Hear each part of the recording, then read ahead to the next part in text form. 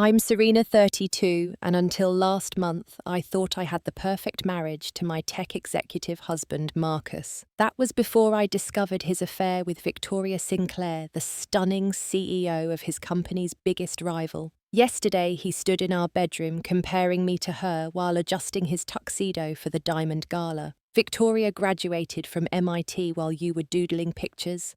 He sneered at my illustration career before leaving me behind. Where are you watching from today? Drop your location in the comments and hit that subscribe button. How would you react if your spouse humiliated you by comparing you to their affair partner? Let me know while I tell you how their glamorous night ended with sirens and an emergency room visit they never saw coming. Marcus and I met 8 years ago at an art exhibition in downtown Seattle, where I was showcasing my illustrations for a children's book series. I remember the night vividly, the soft lighting of the gallery, the gentle background music, and the tall, handsome man who kept circling back to my display. Unlike the other attendees who politely nodded at my whimsical forest creatures, before moving on, Marcus stayed asking thoughtful questions about my technique and inspiration. These have such life to them, he said, his finger hovering over an illustration of a small rabbit teaching math to woodland creatures. You've given this little teacher such determination in his eyes. I blushed at the observation. Thank you. I spent extra time on that one. I was never good at math in school, so I tried to create the teacher I wish I'd had. He laughed. A warm, genuine sound that made me instantly comfortable. I'm Marcus Bennett, by the way. I work in tech, so I'm practically required to love math. Serena Lewis? I replied, shaking his outstretched hand. And I'm an illustrator, so I'm practically required to have been terrible at it. At the time, Marcus was a mid-level product manager at Tech Vantage Solutions, ambitious, but still humble enough to be impressed by my small successes in the publishing world. He asked for my number before leaving and called the very next day to invite me to dinner. Our courtship was something out of a romantic movie. Weekend trips to the coast, where we walked barefoot along the shoreline, discussing our dreams. Surprise deliveries of art supplies with notes encouraging my latest project, late-night conversations where he asked about my childhood in a small Minnesota town and actually listened to the answers.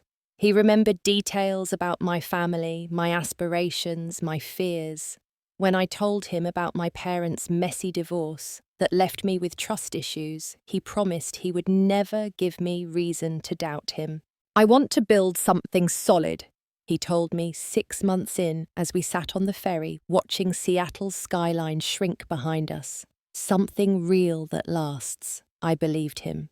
How could I not? He showed up consistently, supported my career wholeheartedly, and made me feel valued in a way no one ever had before. When he proposed on our 1-year anniversary, I said yes without hesitation. The first 4 years of our marriage were blissful. We bought a charming craftsman home in a neighborhood we could barely afford, spending weekends painting walls and refinishing hardwood floors together. Marcus would hold the ladder while I painted ceiling details, and I'd help him decode confusing furniture assembly instructions. We were a team in the truest sense. During those years, Marcus pursued his MBA in evening classes, and I supported him completely, making late dinners on study nights, quizzing him before exams, celebrating every A with champagne. When he graduated and landed a significant promotion to Director of Product Development,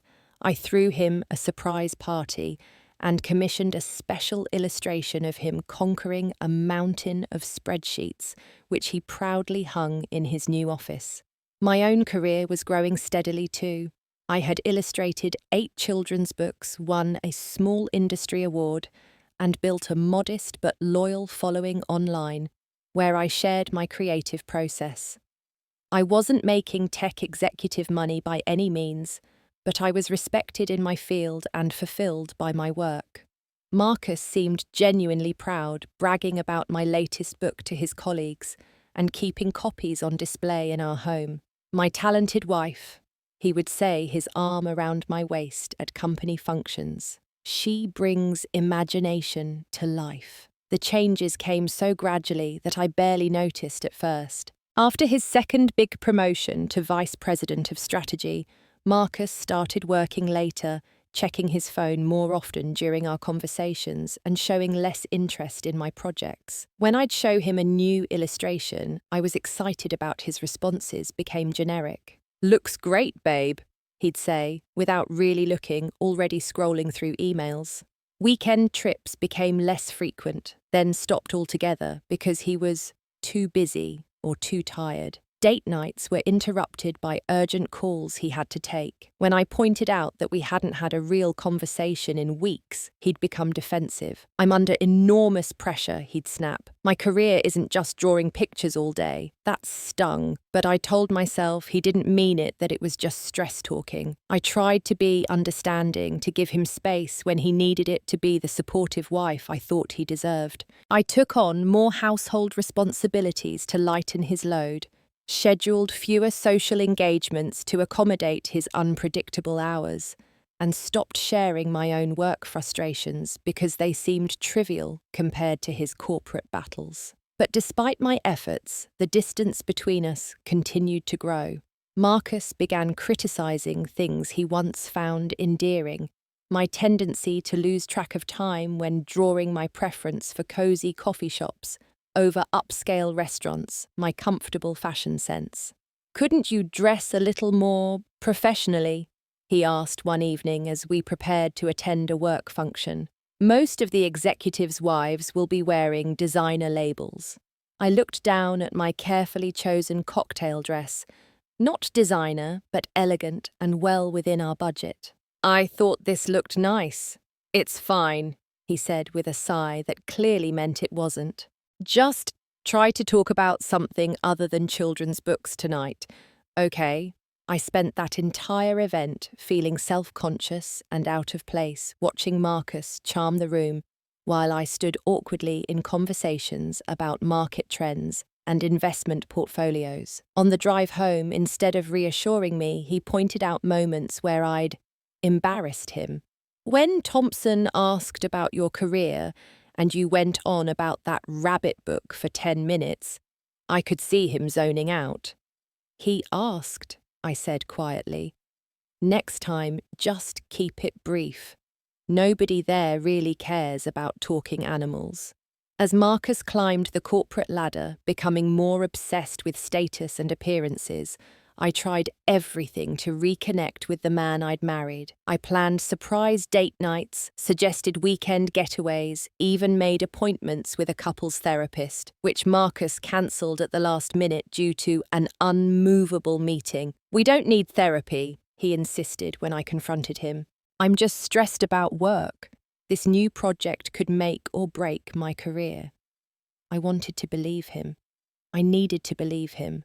So I ignored the growing knot of anxiety in my stomach, the voice in my head whispering that something fundamental had changed, that the partnership we once had was eroding into something unrecognizable. Just be patient, I told myself, night after night, alone in our king-sized bed while Marcus worked late. This phase will pass. But it wasn't a phase, as I would soon discover. It was the beginning of the end. The first sign that something was truly wrong came in the form of a password change. Marcus and I had always shared our phone passwords, not because we snooped on each other, but as a matter of practicality and trust. Then, one evening, as I reached for his phone to order dinner while he showered, I found I could no longer get in. "Oh, it made us all change passwords for security," he explained casually when I mentioned it. "Company policy." It seemed reasonable enough, but that was just the first of many small changes. Marcus began taking calls in another room, positioning his laptop screen away from me and keeping his phone face down beside him at all times. He grew irritable when I walked into his home office without knocking something I'd done countless times before. The definitive moment came on a rainy Tuesday evening. Marcus was in the shower and his phone on the bedside table lit up with a message preview. VS, can't wait to see you tomorrow. Same place. I stared at those words, feeling my heart rate accelerate. VS. I ran through his colleagues and friends in my mind but couldn't place the initials. The message disappeared before I could see more, and I fought the urge to pick up his phone and try to guess his new password. That night, I lay awake beside him, listening to his even breathing and wondering if I was overreacting. Maybe VS was a new client. Maybe it was a work meeting. Maybe my insecurities were creating problems where none existed, but the seed of doubt had been planted and I couldn't ignore the changes in our relationship. The next day, I called my friend Ellie for lunch. She worked at a marketing firm that occasionally collaborated with tech companies, and I hoped she might have some insight. Marcus has been acting strange lately, I admitted over salads. Secretive, distant.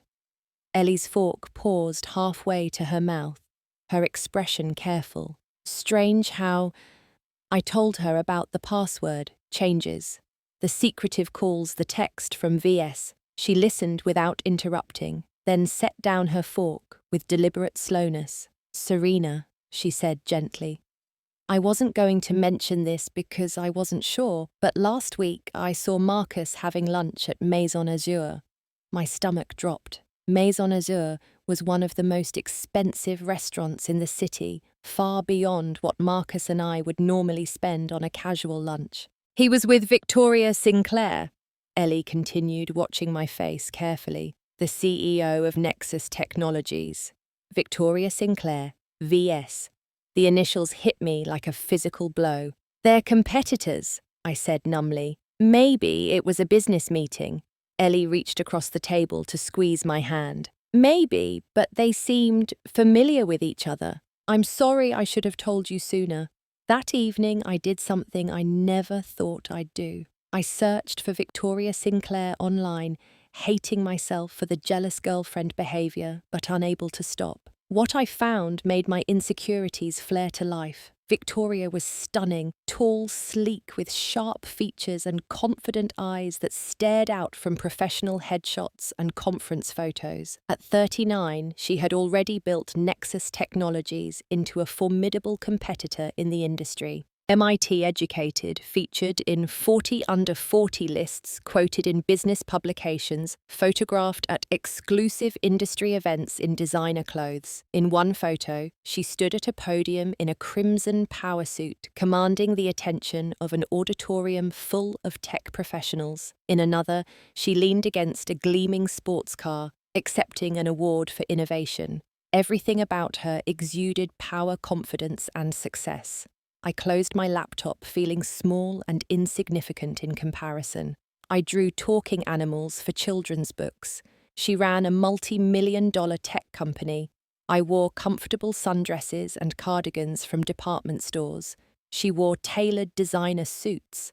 I couldn't even remember the last time I'd commanded anyone's full attention, let alone an auditorium's. The next evening, when Marcus texted that he'd be working late again, I made a decision that went against everything I believed about trust and privacy in a relationship. I told him I was having dinner with a friend, then parked down the street from his office building waiting. At 7:30, I watched him exit the building and walk to his car. Instead of heading home or to a nearby restaurant, he drove across town. I followed at a distance, my hands shaking on the steering wheel, praying I was wrong, that this was all a misunderstanding. But my worst fears were confirmed when he pulled into the parking lot of the Observatory, one of the city's most exclusive restaurants, located on the top floor of a downtown high-rise. I parked across the street and watched through the windshield as he checked his reflection in his car window, straightened his tie, and headed inside. 20 minutes later, a sleek black Audi pulled into the same lot. Victoria Sinclair stepped out exactly as polished and perfect as her photos suggested. She wore a fitted black dress that probably cost more than 3 months of my rent.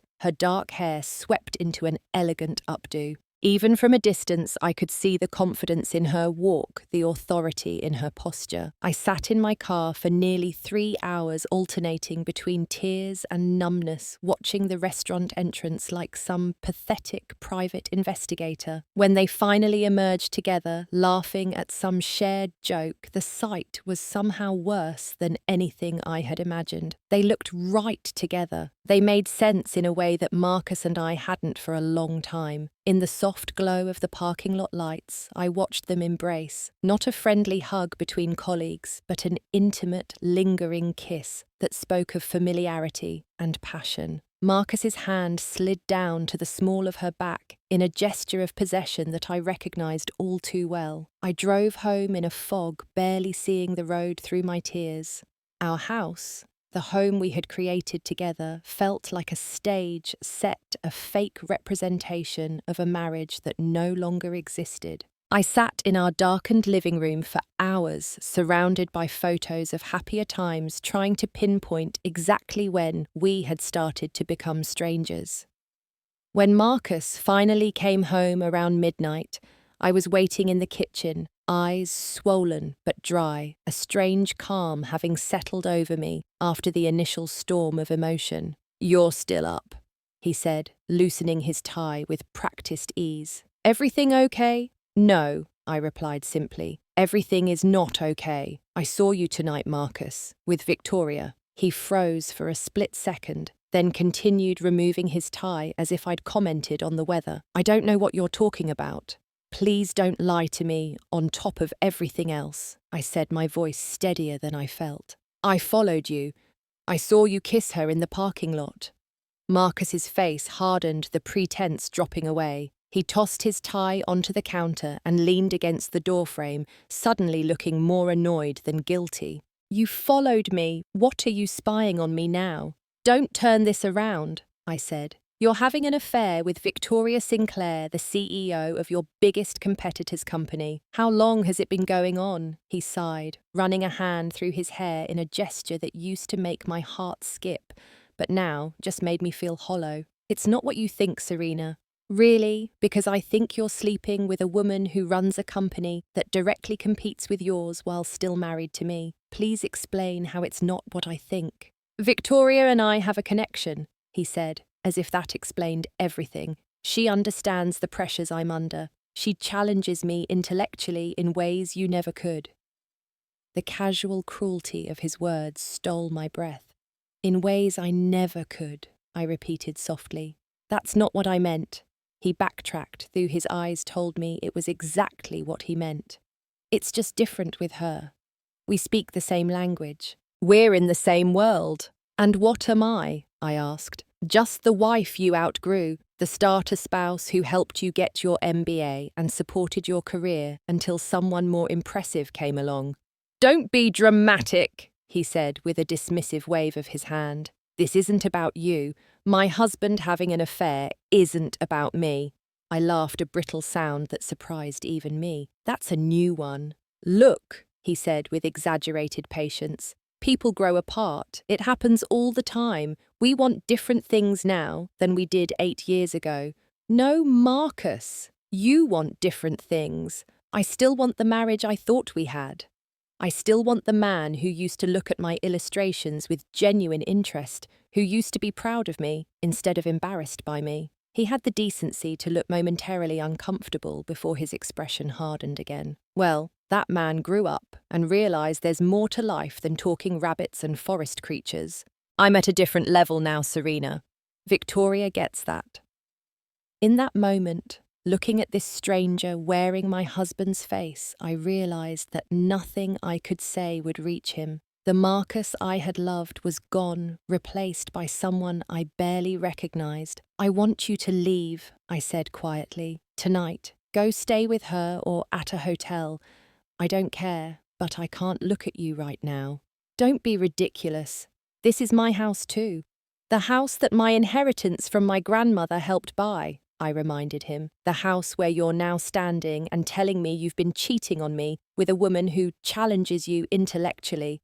Please, Marcus, just go." We argued for another hour, his initial defensiveness giving way to cold practicality, as he realized I wasn't going to simply accept the situation. Eventually, he packed an overnight bag, making it clear that this was a temporary arrangement, while I calmed down and thought rationally. As the door closed behind him, I sank onto our couch and let the tears come again, wondering how I would ever put the pieces of my life back together. The Diamond Gala was scheduled for the following weekend, the tech industry's most prestigious annual event where companies showcased their latest innovations and executives networked amid champagne and celebrity entertainment. For months, it had been marked on our calendar as a highlight of the year. I had even bought a new dress for the occasion, spending more than I normally would on a deep emerald gown that made my eyes look greener and my waist look smaller. The dress still hung in its garment bag in our closet, a painful reminder of my naivety. Marcus had been staying at a hotel for the past 5 days, communicating only through terse text messages about practicalities like mail and bills. I had called in sick to my meetings with publishers, unable to focus on happy forest creatures, while my marriage disintegrated. When Marcus texted that he needed to stop by the house to pick up his tuxedo for the gala, I almost told him to stay away. But some masochistic part of me wanted to see him to confirm that the nightmare was real and not some elaborate delusion. He arrived precisely at the time he'd specified, using his key to enter without knocking. A small power move that didn't go unnoticed. I was sitting at the kitchen island pretending to work on sketches, but really just pushing a pencil around aimlessly. "I'll just be a minute," he said, heading toward the stairs without really looking at me. I followed him to our bedroom, watching as he removed his tuxedo from the closet and laid it carefully on the bed. The intimacy of the scene, Marcus in our bedroom preparing for an event we should have been attending together, made my chest ache. "We need to talk about what happens next," I said, leaning against the doorframe. Marcus glanced at me as he checked the tuxedo for wrinkles. "I agree. But not right now. I have the gala tonight and meetings all day tomorrow." "The gala," I repeated. "Are you taking her?" He paused, then nodded once. "Victoria will be my date, yes." Despite already knowing the answer, the confirmation was like a slap. "So you're publicly announcing your affair at the biggest industry event of the year?" "It's not like that," he said, adjusting his cufflinks. "It makes sense professionally for us to attend together." "And what about personally? What about our marriage?" Marcus sighed, turning to face me fully for the first time. "Let's be realistic, Serena. Our marriage hasn't been working for a long time. Victoria and I connect on a level that you and I never did." "You keep saying that," I said, anger finally starting to break through the hurt. "What exactly does that mean? What level is so special that it justifies betraying your wife?" It's hard to explain to someone who doesn't, well, someone outside the industry. "Try me," I challenged. "I may just draw pictures for a living, but I'm not stupid." Something shifted in his expression then. A hardening, a distancing. "Fine. You want me to spell it out?" "Victoria graduated from MIT while you were doodling pictures. She runs a $500 million company. You illustrate books about talking rabbits. When she walks into a room, everyone notices. You're just there." Each word was like a knife, precise and cutting. I had suspected he felt this way, but hearing it stated so baldly was another thing entirely. "I see." I managed my voice remarkably steady despite the hurricane of emotions inside me. "So this is about status, about how I reflect on you." "It's about compatibility," he corrected, turning back to his tuxedo, "about having a partner who elevates you instead of holding you back." "When have I ever held you back?" I asked incredulously. "I supported you through your MBA. I moved cities for your job. I've spent years being the understanding wife while you worked late and cancelled plans." "That's just it," he said, his tone patronizing. "You've been the supportive wife, yes, but Victoria is an equal. A partner who challenges me, pushes me to be better. And I was just the stepping stone. the support system you needed until you could reach her level. He didn't deny it, which hurt more than any cruel words could have. Instead, he checked his watch and frowned. I need to finish getting ready. Victoria is expecting me to pick her up by 7. The casual mention of their plans, as if this was all completely normal, something I should just accept, ignited a fury inside me that burned away some of the hurt. You know what the worst part is, Marcus? Not that you found someone else. Not even that you lied about it. It's that you're standing in the home we built together, wearing the watch I gave you for our anniversary, and you can't even show basic respect for what we had. That's not fair, he protested, but the words rang hollow. No, what's not fair is that I wasted years loving someone who was just using me as a convenient support system until something better came along. I gestured to the emerald dress still hanging in our closet. I bought that to wear tonight, you know. I was looking forward to supporting you at another event where I'd smile through conversations about market shares and venture capital while you showed me off like an obligatory accessory. Serena. But now I realize that's all I ever was to you, an accessory you've outgrown, one you're embarrassed by now that you've got designer options.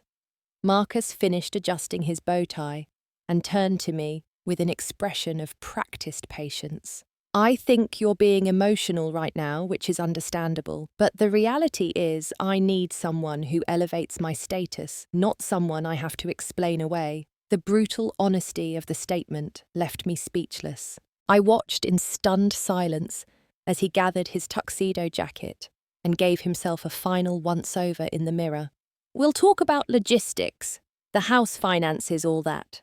When things have calmed down, he said, heading for the door. I'll be at the Fairmont if you need to reach me for anything urgent.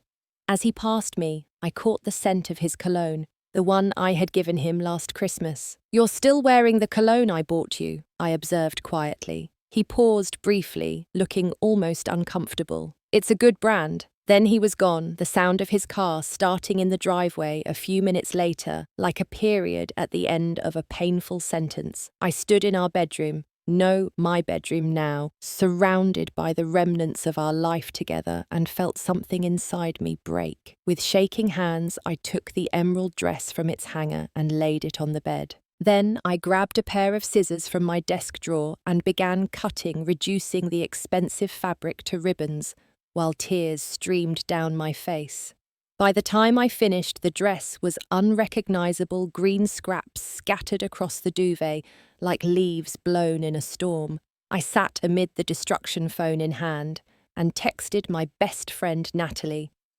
Can you come over? Everything has fallen apart. 20 minutes later, she was at my door with a bottle of wine and fierce loyalty burning in her eyes. Tell me everything, she said, pulling me into a hug, and then we'll figure out how to make him pay. That absolute bastard, Natalie declared 3 hours and half a bottle of wine later.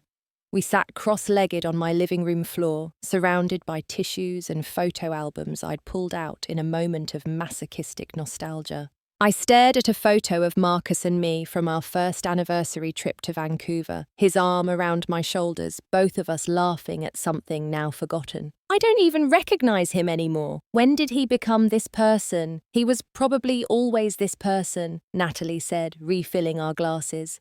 Just hiding it better. She picked up another photo, this one from a company Christmas party 2 years ago. You know there have been rumors about him at Tech Vantage for a while. I looked up sharply. What rumours? Natalie hesitated, swirling her wine.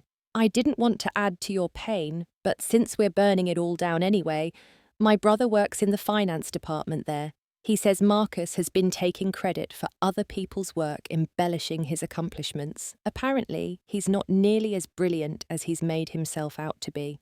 That doesn't sound like the Marcus I knew, I said, but even as the words left my mouth, I wondered if I'd ever really known him at all. People show you who they really are when they think they're winning, Natalie observed. Speaking of which, didn't you tell me once that Marcus keeps some kind of insurance policy in his home office? The memory clicked into place immediately. About a year ago, Marcus had mentioned a USB drive he kept in the small safe in his office. His career insurance policy, he'd called it. He'd been slightly drunk after a company event, unusually loose-lipped about office politics. "It's got everything I need if things ever go south," he'd told me with a conspiratorial wink. "Emails, documents, recordings. Never go into battle unarmed, Serena." I had dismissed it at the time as corporate paranoia or bravado, but now, "The safe," I said slowly. "He keeps it in his office safe." "Do you know the combination?" Natalie asked, setting down her wine glass. I laughed bitterly. "It's our anniversary date." Ironic, right? He's been screwing around with Victoria, but he still uses our wedding date for his precious safe. Natalie's eyes gleamed with purpose. "Show me." Marcus's home office was meticulously organized, unlike the creative chaos of my own workspace. Everything had its place. Files in labelled folders, pens aligned precisely desktop clear, except for his docking station. The small wall safe was hidden behind a framed MBA diploma. With slightly trembling fingers, I entered the 6-digit code 061514. The safe opened with a soft click, revealing several documents, a passport, and a matte black USB drive. "That's it," I said, holding it up. "His insurance policy." We returned to the living room, and I plugged the drive into my laptop. What we found left both of us speechless. The USB contained hundreds of files, emails between Marcus and Victoria dating back over a year, proving their affair had been going on much longer than I'd realised. But more shockingly, it contained proprietary information from TechVantage. Product plans, client lists, financial projections, all clearly being shared with Victoria at Nexus Technologies. "Serena," Natalie breathed, pointing at the screen. "This is corporate espionage. He's been selling out his own company." I opened another folder and found financial records showing Marcus had been embezzling company funds to maintain our lifestyle. The renovations on our house, the luxury car, the expensive dinners, all paid for with misappropriated money. "He's been living a complete lie," I whispered, nausea rising in my throat. And I had no idea. The most damning evidence was a series of text message screenshots between Marcus and Victoria, outlining their plan. Victoria would use the insider information to help Nexus outmaneuver TechVantage, and in return, Marcus would be given a VP position at Nexus once the damage was done. They had been plotting not just the betrayal of our marriage, but the destruction of the company that had trusted him. There were photos too. Intimate pictures of them together in hotel rooms, date-stamped throughout the past year. Pictures taken during weekends when Marcus had told me he was at business conferences or team-building retreats. The scale of the deception was staggering. Every late night, every business trip, every unexplained absence. All lies within a larger lie. I felt physically ill looking at the evidence of how thoroughly I had been deceived. "I need to call someone," I said, closing the laptop. "This is bigger than just his affair." "Who?" Natalie asked. "The police." I shook my head, thinking rapidly. "No, not yet. First, I need to talk to Winston Chen." Winston was the CEO of TechVantage, a brilliant, no-nonsense leader who had mentored Marcus and promoted him repeatedly over the years. He had been to our house for dinner several times, always treating me with genuine warmth and respect. If anyone deserved to know what Marcus was doing, it was Winston. "It's nearly midnight," Natalie pointed out. "This can't wait until morning," I said, already scrolling through my contacts. By then it might be too late. Winston answered on the third ring, his voice alert despite the hour. "Serena, is everything all right?" "No," I said, my voice surprisingly steady. "I need to see you right away. It's about Marcus, and it's extremely urgent." There was a brief pause, then, "Come to my house, now." I hung up and met Natalie's concerned gaze. "I have to do this alone. Are you sure I can come with you for support?" I shook my head. "This is something I need to handle myself, but thank you for everything tonight." As I gathered the USB drive and my purse, Natalie gave me a fierce hug. Whatever happens next, remember that none of this is your fault, and that bastard deserves everything that's coming to him.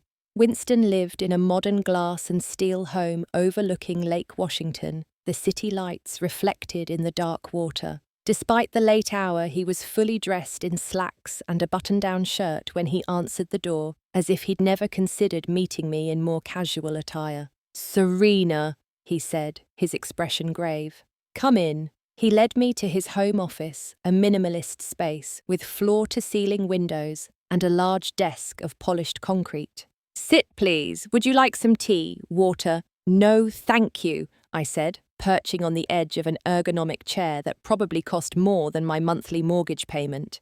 Winston sat across from me, his posture perfect, his gaze direct. At 62, he had the lean physique of a distance runner and the focused intensity of someone who had built a tech empire from nothing. "You said this was about Marcus," he prompted, when I didn't immediately speak. I took a deep breath and placed the USB drive on his desk. "Marcus has been selling company secrets to Victoria Sinclair at Nexus Technologies. They've been having an affair for at least a year, and he's been feeding her proprietary information to help Nexus gain advantage over TechVantage." To his credit, Winston's expression barely changed, just a slight narrowing of his eyes, a minimal tightening of his mouth. "That's an extremely serious accusation, Serena." "I know, and I have proof," I said, gesturing to the USB drive. "Everything's on there. Emails, documents, text messages outlining their plan. He's also been embezzling company funds." Winston picked up the drive, examining it briefly before setting it down again. "May I ask how you obtained this?" "It was in our home safe. Marcus called it his insurance policy. I found it tonight after confirming he's been having an affair with Victoria." Winston was silent for a long moment, studying my face. I wondered what he saw there. Hurt, betrayal, anger, determination, all swirling together in a toxic cocktail. "I'm very sorry about the personal betrayal," he finally said. "That cannot be easy to bear." "Thank you," I replied, oddly touched by his acknowledgement of the human side of the situation before the business implications. "But I'm here because you deserved to know what's happening before it's too late. The gala tonight, I believe they're planning to announce something. Their relationship maybe, or a new partnership between Nexus and whatever's left of TechVantage after they're done." Winston nodded slowly, then picked up his phone. "I need to make some calls." The next hour passed in a blur of activity. Winston's security team arrived, followed by the company's legal counsel. I answered questions, showed them specific files on the drive, provided additional passwords, and access to Marcus's home office. By 2 a.m, a plan had been formed. Rather than confronting Marcus immediately and risking him destroying evidence or warning Victoria, they would intercept them both at the gala the following evening, publicly with witnesses when they least expected it. But that means letting them enjoy the gala together. I pointed out the thought of them spending the night celebrating while I sat home alone almost unbearable. Winston regarded me thoughtfully. "Unless you were there to see it happen." "Me, I wasn't invited." "You are now," he said simply, "as my personal guest." When I left Winston's house as dawn was breaking over the lake, I felt simultaneously exhausted and energized. For the first time since discovering Marcus's betrayal, I had a purpose beyond my own pain. I had action to take, justice to pursue. As I drove home through the quiet morning streets, I realized something important the woman Marcus had described to Victoria, the simple, naive illustrator who could be easily deceived and discarded, didn't exist. Or perhaps she had, but she was gone now, transformed by betrayal into someone stronger, someone who wouldn't allow herself to be anyone's stepping stone ever again. The Diamond Gala was held at the Grand Hyatt's Cascade Ballroom, transformed for the evening into a glittering wonderland of crystal chandeliers and midnight blue decor. As Winston's town car pulled up to the entrance, I fought the urge to shrink back into the leather seat. "Remember," Winston said gently, "you have every right to be here, more right than many, in fact." I nodded, smoothing the silky fabric of my borrowed gown.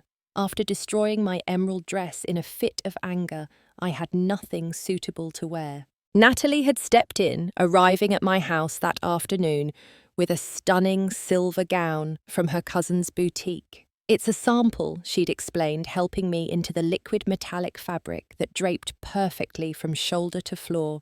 Designer, never worn, and trust me, it looks 1,000 times better on you than on the mannequin. She'd also arranged for a friend who worked as a stylist to come over and do my hair and makeup. The woman in the mirror afterward had been almost unrecognizable. Hair swept into an elegant updo, eyes dramatically lined cheekbones, sculpted with expert contouring. "Is this too much?" I'd asked Natalie nervously. "No," she'd said firmly. "Tonight isn't about blending in. It's about showing Marcus exactly what he's losing." Now, as Winston helped me from the car, I tried to channel that confidence. The plan was simple but effective. We would enter normally, mingle until the right moment. Then Winston would call for everyone's attention and publicly confront Marcus and Victoria with the evidence of their conspiracy. Company security and legal representatives were already positioned throughout the ballroom. The police had been notified and were on standby, though Winston hoped to handle the initial confrontation privately to minimize public scandal. As we entered the ballroom, I forced myself to stand tall to meet the curious gazes of those who recognized me as Marcus's wife, but were surprised to see me on Winston's arm instead. The room was filled with the tech industry's elite, CEOs, venture capitalists, innovators, all in their finest evening wear, sipping champagne and discussing the next big technological revolution. I spotted Marcus almost immediately. He stood near the center of the room in his tuxedo, looking every inch the successful executive. Beside him was Victoria, resplendent in a crimson gown that hugged her curves and complemented her dark hair swept up in an elegant style similar to my own. They were speaking with a group of investors, her hand resting possessively on his arm, both of them radiating success and confidence. "Are you all right?" Winston asked quietly, noticing my gaze. "Yes," I said, surprising myself with the truth of it. Seeing them together still hurt, but the pain was dulled by purpose, by the knowledge of what was to come. "Then let's circulate for a while," Winston suggested. "The security team needs a few more minutes to get everything in place." We moved through the crowd, Winston introducing me to various industry figures as a talented illustrator and valued friend. I made small talk about art and publishing, answering questions about my work with more confidence than I would have had just days before. These people, with their Ivy League degrees and corporate titles, were just people after all. Some genuinely interested in my creative process, others merely polite, but none inherently more valuable or worthy than I was. It was nearly an hour before Marcus noticed me. I was laughing at something Winston's wife Elizabeth had said when I felt a prickling sensation at the back of my neck. I turned slightly to find Marcus staring at me from across the room, his expression a mixture of shock and anger. Victoria followed his gaze, her perfectly shaped eyebrows rising slightly when she recognized me. She leaned in to whisper something in Marcus's ear, her red lips curving in what might have been amusement. "They've seen you," Winston observed. "Good. Let them wonder what you're doing here. Let them worry." The confrontation came sooner than planned. Marcus broke away from his group and approached us, his public smile firmly in place, but tension evident in the set of his shoulders. "Serena," he said, voice tight. "What a surprise. I didn't know you were coming tonight." "Winston was kind enough to invite me as his guest," I replied, keeping my tone light. Marcus's eyes flicked to Winston, clearly trying to gauge the situation. "Winston, I didn't realize you and Serena were so well acquainted." "Serena has been a delightful friend to Elizabeth and me for years," Winston said smoothly. "We value her greatly, both her artistic talent and her integrity." The emphasis on the word integrity was subtle but unmistakable. Marcus's smile faltered slightly before he recovered. "Well, I should get back to my guests," he said. "Victoria is introducing me to some key investors." "Actually," Winston interjected, "I was hoping to speak with both you and Ms. Sinclair about a rather urgent matter. Perhaps we could step into one of the private conference rooms." Marcus hesitated, clearly caught off guard. "Now we're in the middle of an important discussion with the Mercer Group." "I'm afraid this can't wait," Winston said, his tone leaving no room for argument. "It concerns certain proprietary information that appears to have found its way to Nexus Technologies." All colour drained from Marcus's face. "I don't know what you're talking about." "I think you do," I said quietly. "The USB drive in your safe made it quite clear." His eyes widened in shock, then narrowed in fury as he realised what had happened. "You went through my private files. That's..." "An appropriate response to discovering your husband is committing corporate espionage while having an affair with a competitor," I suggested. Winston placed a calming hand on my arm. "Let's continue this conversation privately, shall we? I've already asked Ms. Sinclair to meet us in the Azure conference room. My security team is escorting her there now."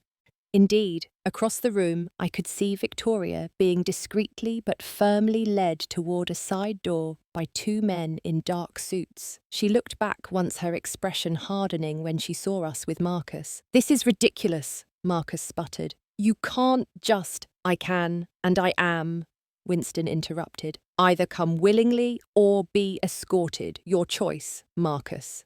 For a moment, I thought Marcus might make a scene. His jaw clenched, his hands balled into fists at his sides. But then, perhaps remembering they were surrounded by the entire industry, he gave a curt nod. "Fine, but this is a misunderstanding that could have been handled during business hours." "Corporate theft and embezzlement aren't misunderstandings," Winston replied coldly. "They're crimes." The Azure conference room was a stark contrast to the festive ballroom, all business with its long table and leather chairs. Victoria was already seated, her posture rigid, her crimson gown incongruously glamorous in the utilitarian space. Two security guards stood by the door, while Winston's legal team arranged documents at the far end of the table. "What is the meaning of this?" Victoria demanded as we entered, her voice carrying the crisp authority of someone accustomed to being obeyed. I was in the middle of discussions with potential investors. "Ms. Sinclair," Winston said, taking a seat across from her, "I believe you know why you're here." "I most certainly do not," she replied, "but I suggest you explain quickly before I call my attorney." "By all means call your attorney," Winston said, sliding a folder across the table. "You'll need one." Marcus remained standing, his eyes darting between Victoria, Winston, and me. "This is absurd. Whatever Serena told you is fully documented," Winston finished for him, "on the USB drive you so helpfully maintained." He nodded to one of his team members, who activated a projector. The email conversations between Marcus and Victoria appeared on the wall screen, followed by financial records showing the embezzlement and finally the text messages outlining their plan to undermine TechVantage. As the evidence mounted, Victoria's composed facade began to crack. She turned to Marcus, her expression accusing. "You kept records of everything. Are you an amateur?" "It was insurance," he protested, "in case you tried to back out of our deal." "Well, your insurance has implicated us both," she snapped. "Brilliant work, Marcus." Their instant turn against each other was almost comical. Two people who had conspired together, betrayed others together, now ready to throw each other under the bus to save themselves. Winston let them bicker for a moment before interrupting. "Here's what's going to happen. TechVantage will be pressing charges for theft of proprietary information and embezzlement. The police are already on their way. However, before they arrive, I'm giving you both one opportunity to provide a full confession and return all stolen information and funds. Cooperation now may result in some leniency later." Victoria recovered her composure first, straightening in her chair. "This is a corporate dispute that can be settled between our legal teams. There's no need for police involvement." I'm afraid we're well beyond that, Winston replied. The evidence shows clear criminal intent and activity spanning over a year. Marcus finally sank into a chair, his face ashen. This is your fault, he said, looking at me with naked hatred. You had no right to go through my private files. And you had no right to betray your company and your marriage, I replied, surprised by how steady my voice remained. Actions have consequences, Marcus. He stared at me, seeming to truly see me for the first time in years. You've ruined everything. No, you did that all by yourself. As we spoke, I noticed Marcus's breathing becoming increasingly laboured. Sweat beaded on his forehead despite the room's cool temperature, and he tugged at his collar as if it was suddenly too tight. Are you all right? I asked, professional concern momentarily overriding personal animosity. I'm fine, he snapped, but his voice sounded strained. Just need some air. He stood abruptly, then swayed on his feet, grabbing the table for support. His face had taken on a greyish tinge, and his breathing was now audibly ragged. Marcus, Victoria said, actual concern breaking through her cold facade. Chest hurts, he managed before his legs seemed to give way beneath him. Winston was on his feet immediately, catching Marcus before he hit the floor. Call an ambulance, he ordered as he eased Marcus into a chair. One of the security guards was already on his phone, reporting a possible heart attack. I moved to Marcus's side instinct, overriding everything else. Try to breathe slowly, I instructed, loosening his bow tie and unbuttoning his collar. Help is coming. His eyes found mine, wide with fear. Serena, he gasped. I can't breathe. Victoria stood frozen, watching the scene unfold, with an expression of horror and calculation. I could almost see the thoughts racing through her mind, how this medical emergency might affect the legal proceedings, how she might use it to her advantage. Do something, I snapped at her. Don't just stand there. She blinked, then moved to the mini-fridge in the corner of the room, returning with a bottle of water. It was a small gesture, practically useless, but at least it was something. The paramedics arrived with remarkable speed, pushing through the crowd of confused gala attendees who had gathered outside the conference room. They quickly took over, attaching monitors to Marcus's chest and administering oxygen. Tachycardia and elevated blood pressure, one reported. Possible acute coronary syndrome. We need to transport immediately. As they transferred Marcus to a stretcher, his hand shot out and grabbed mine. Don't leave, he pleaded, his voice muffled by the oxygen mask. Please. Despite everything, I found myself nodding. I'll come to the hospital. They wheeled him out through a service entrance to avoid the main ballroom, the stretcher surrounded by paramedics and trailed by security. Victoria made as if to follow, but was stopped by one of Winston's security team. Ms. Sinclair, I'm afraid you'll need to remain here until the police arrive, he said firmly. She looked like she might argue, then seemed to think better of it, sinking back into her chair with as much dignity as the situation allowed. Winston placed a hand on my shoulder. You don't have to go with him, Serena. Not after everything he's done. I sighed suddenly, feeling the weight of the past few days. I know, but I can't just... I need to know he's okay. I understand, Winston said, surprising me with a gentle hug. You're a good person. Better than he deserved. The ride to the hospital in Winston's car was silent, my mind racing between concern for Marcus's health and anger at his betrayal. The emergency room was chaotic as always, but Winston's name opened doors, and soon I was directed to a waiting area while Marcus underwent tests. A doctor found me there an hour later, clipboard in hand. Mrs. Bennett, your husband is stable.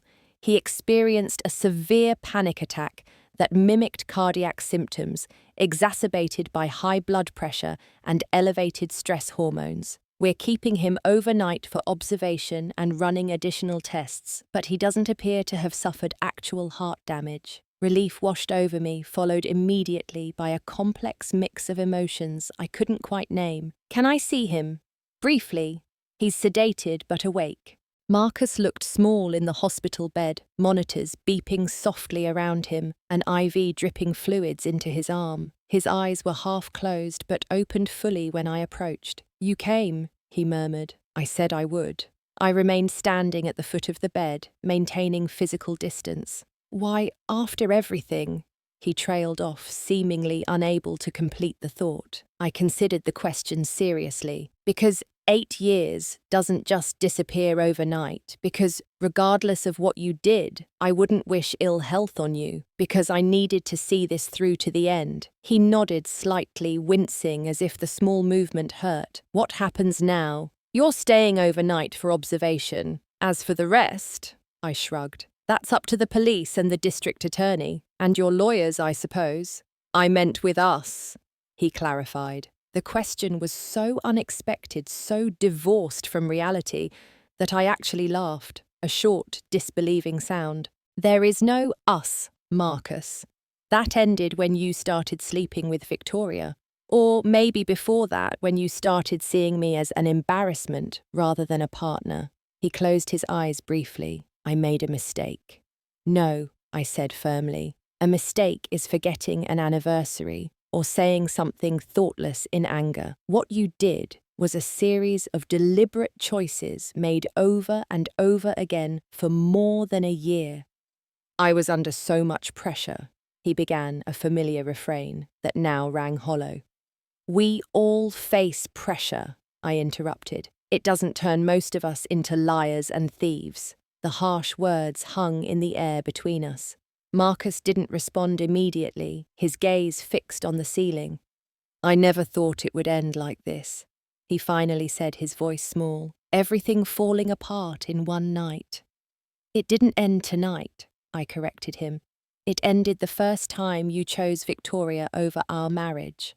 The first time you decided that her status was worth more than our history. Tonight was just the inevitable consequence." A nurse appeared in the doorway. "I'm sorry, but visiting hours are over. Mr. Bennett needs rest." I nodded, turning to leave, but Marcus's voice stopped me. "Serena, I'm sorry, for what it's worth." I looked back at him. This man I had loved so completely, now a stranger in so many ways. "I hope someday you'll understand what you're really sorry for." "Good night, Marcus." As I walked out of the hospital into the cool night air, I realized that a chapter of my life had truly closed. There would be practical matters to handle, divorce proceedings, selling the house, dividing assets, but emotionally, I had already begun to move on. My phone buzzed with a text from Natalie.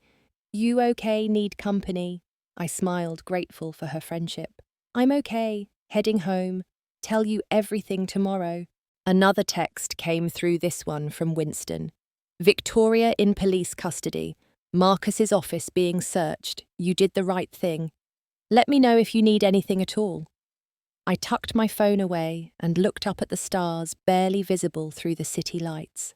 For the first time since discovering Marcus's betrayal, I felt a sense of peace. Not happiness, not yet, but a quiet certainty that I would be okay, that this pain would not define me. The woman who had sat crying amid the shredded remains of an emerald dress was already fading, replaced by someone stronger, someone who knew her own worth, regardless of status or titles or corner offices. Someone who understood that true partnership couldn't be measured in stock options or corporate hierarchies. As I hailed a taxi to take me home, I silently thanked Marcus and Victoria for showing me what I didn't want, for clearing the path to what I deserved. In trying to diminish me, they had inadvertently set me free.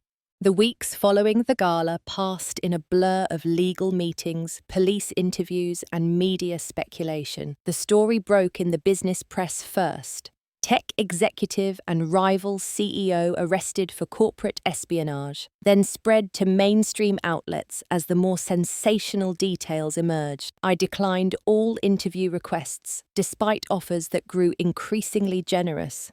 My name appeared in most articles as Marcus Bennett's wife, Serena, an illustrator who discovered the conspiracy, a description that both amused and irritated me, as if my entire identity could be summed up by my relationship to a man who had betrayed me. Victoria was released on bail, but faced multiple charges related to corporate espionage and conspiracy. Her board of directors at Nexus Technologies placed her on immediate leave pending investigation, and the company's stock plummeted as investors pulled out. Marcus remained in this hospital for 3 days.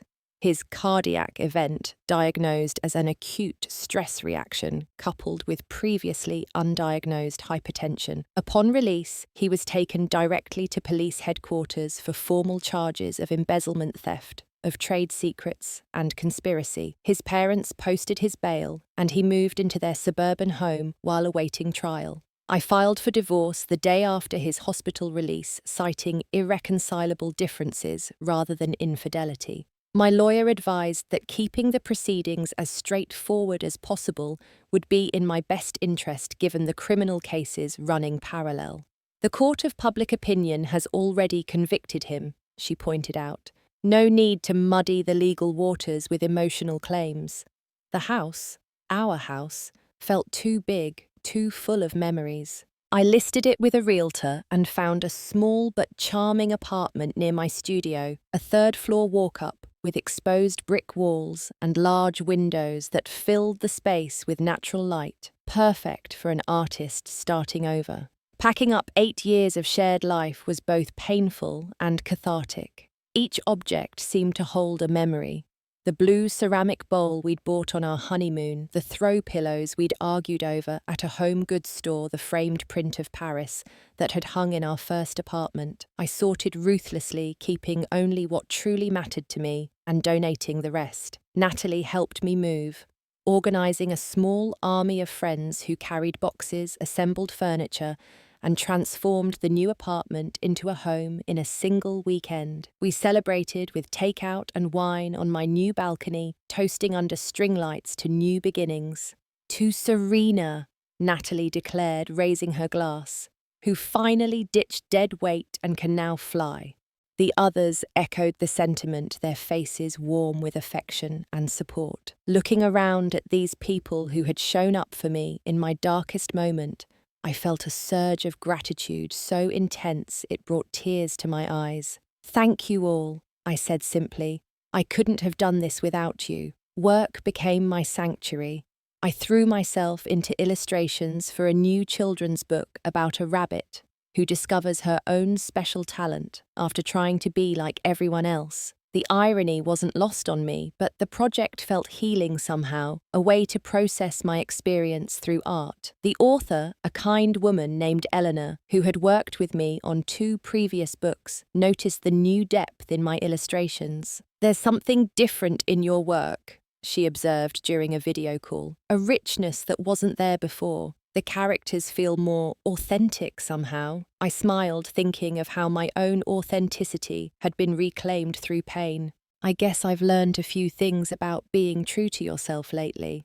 "Well, whatever it is, it's brilliant," she declared. "In fact, I've been meaning to talk to you about a new project, a series actually, something bigger than what we've done before." She outlined her vision for a collection of books centered around woodland animals learning important life lessons about courage, honesty, resilience, and self-worth. The publisher was offering a significant advance with potential for merchandise and even animation rights if the series took off. "I don't want to work with anyone but you on this, Serena," Eleanor said earnestly.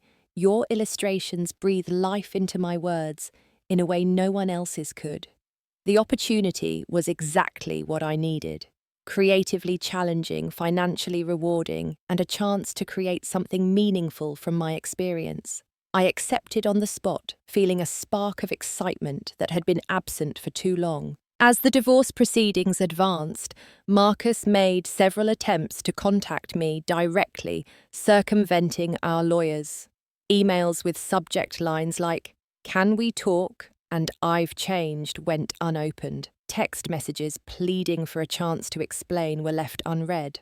Once he even showed up at my studio only to be turned away by the building manager, who had been warned not to allow him entry. Finally, nearly 6 weeks after the gala, I agreed to a brief meeting in a public coffee shop with Natalie, seated at a nearby table as moral support. Marcus looked terrible, thinner with dark circles under his eyes and a defeated slump to his shoulders.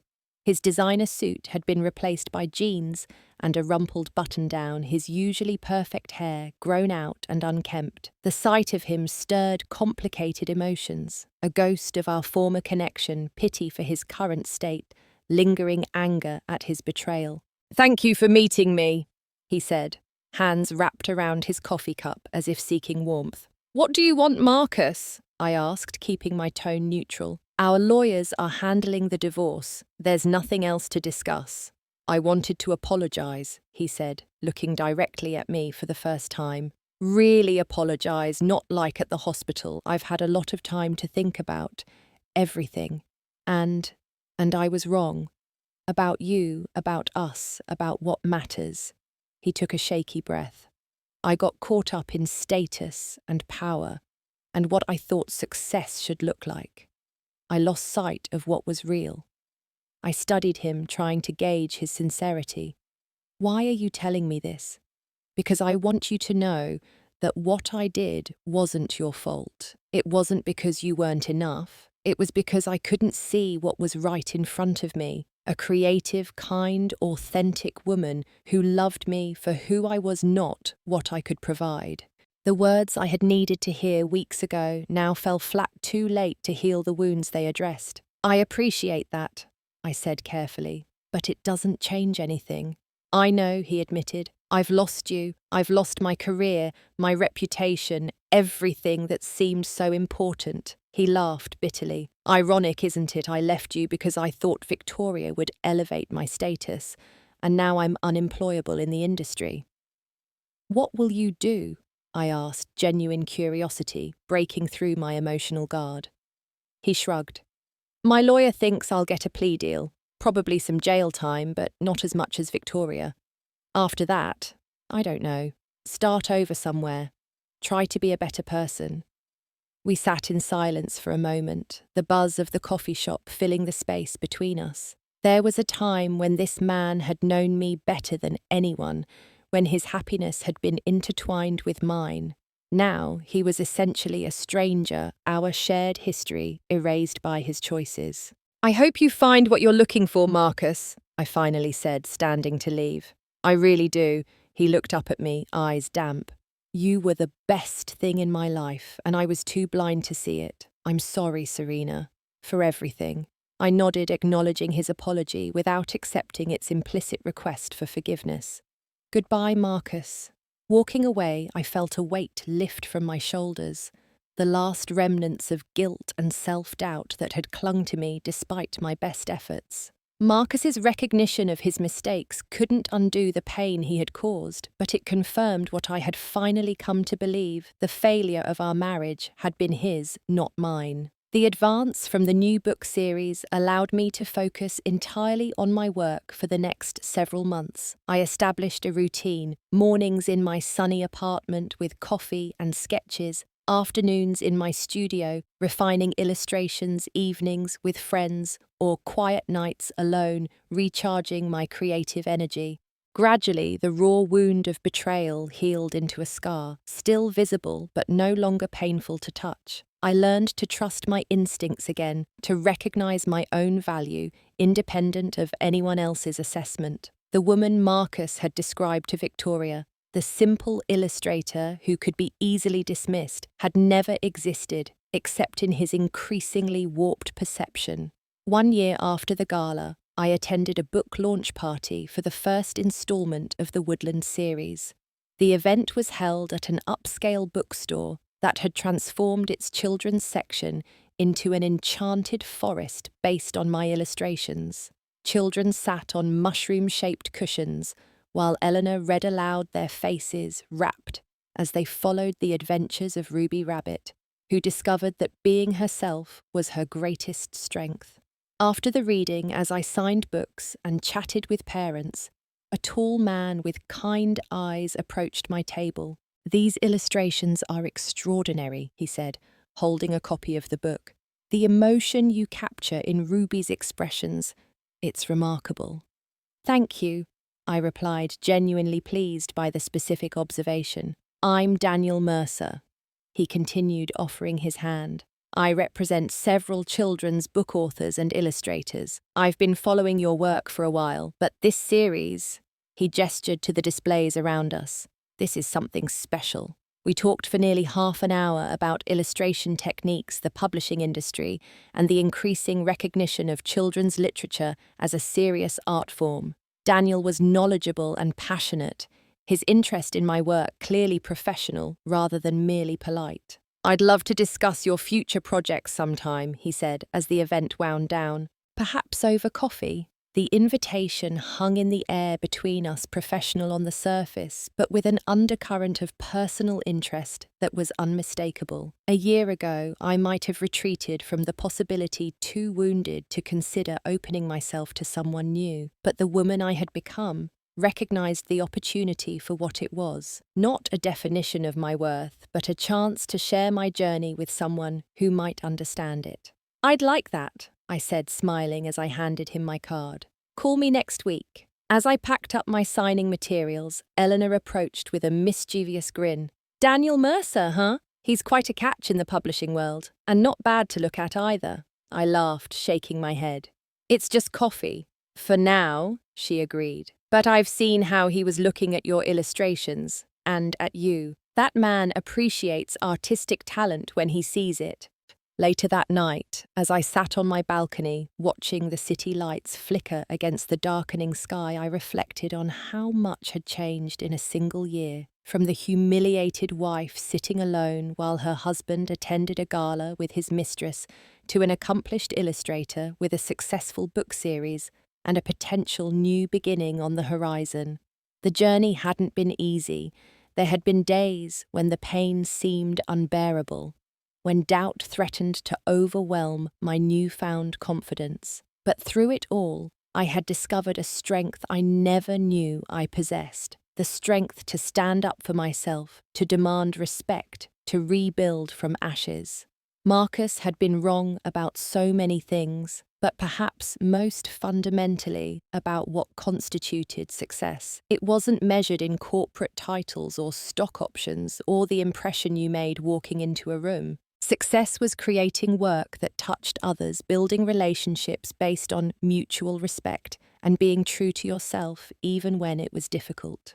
As Ruby Rabbit discovered in the story I had illustrated, sometimes the greatest gift is realizing that you never needed to change at all. You only needed to recognize your own inherent value. I picked up my sketchbook and began drawing by the light of the string lights overhead, not for work, but for the pure joy of creation. The future stretched before me, uncertain, but full of possibility. And for the first time in a very long time, I was excited to see what came next. Thank you for joining me on this journey of betrayal and renewal. If you've ever felt undervalued or had to rebuild after heartbreak, I'd love to hear your story in the comments below. Don't forget to subscribe and hit that like button if this resonated with you. And please share with someone who might need to be reminded of their own worth. Remember, sometimes the most powerful response to someone who tries to diminish you is to rise, shine, and prove them wonderfully wrong.